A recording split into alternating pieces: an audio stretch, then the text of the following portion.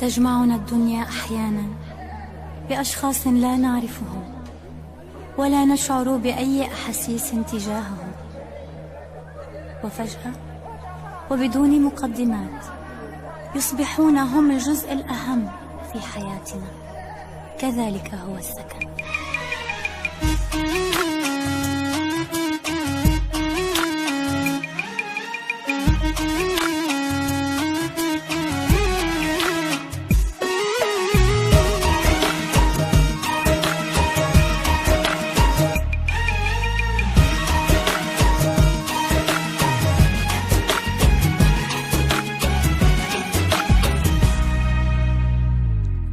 هلا هلا يا الصبايا، هلا هلا يا البنات، فينا من حلو المزايا وللدلع فينا صفات. هلا هلا